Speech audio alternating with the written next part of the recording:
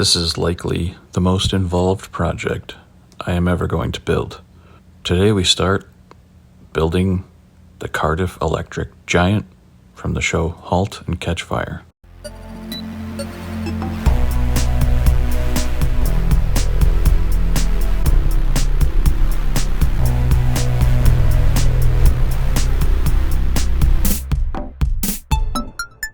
So what do we know about the giant? Well, it's got a 10 megabyte internal hard disk drive, a real-time clock and calendar. It's 100% compatible, fully portable, 15 pounds light, and has enhanced DOS 2.0. Full-size keys on a compact keyboard, an 8086 processor running at 8 megahertz, 640K of RAM, integrated LCD monitor with a 640 by 200 pixel screen resolution, and a 5.25-inch floppy hard disk drive. Then around back, we can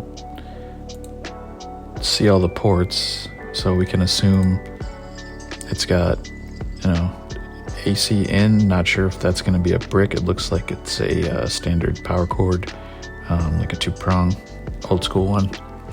It looks like a fuse holder, or possibly the voltage selector, parallel port, or a 25-pin serial port. Then we got a 9-pin serial port, possibly a joystick port, and then 2 barrel DIN jacks. Could be external keyboard.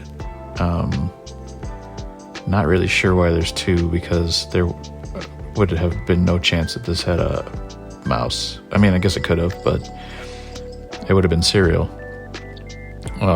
Or I guess bus mouse uses a round adapter, but it's a little smaller than that. But yeah, definitely not PS2 adapters. And also, it's going to have a handle. A handle? A handle. From what I can gather from the rest of the show is that it's got some sort of weird hinges for the screen that fold inside. That's why the screen is up so high. It's like a lever system. And then when the screen's closed, it has somewhat of a slope. So I'll have to keep that in mind. And then the screen comes off the case, all one unit,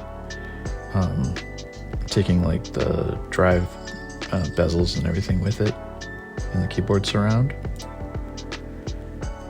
And then what I gathered from the rest of the show when they're disassembling it is it appears that it has half-height drives, so a half-height 5.25 floppy and a half-height hard drive.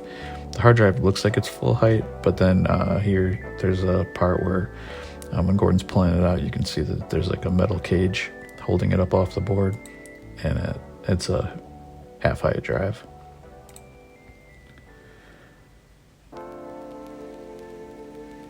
And then from further shots when they're building it or when he's disassembling it, you can't really tell what the board is. It looks like it's just a bunch of stuff taped together and some ribbon cables. But yeah, since this is a fictional computer in a fictional world, we're gonna take some fictional liberties with it when we start building this. I built this rough model so I can try to get some measurements of what I want the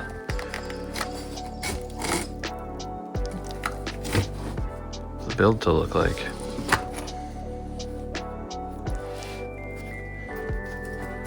Keyword rough.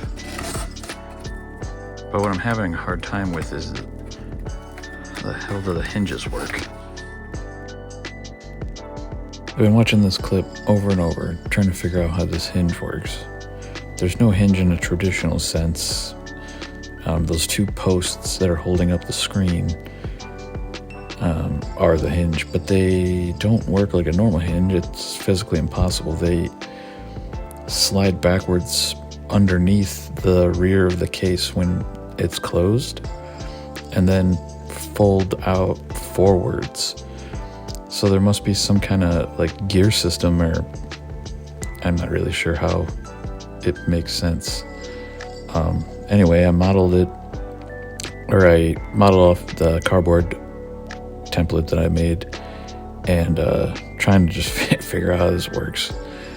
But yeah, I think I got it size-wise how I want it, 17 by 17 inches. But yeah, these hinges I gotta figure out how to build a mechanism for, because it doesn't really make any sense to me how they would physically move. I guess I have the hinge figured out now, and I pretty much have the design completed. What I don't know now is how to get this printed out. My printer is gonna have to print it in like 40 separate pieces.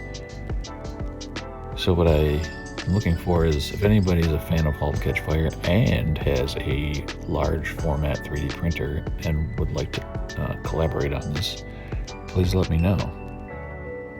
But until then, this is the end of part 1, and I'll be back eventually with part 2. Thanks for watching.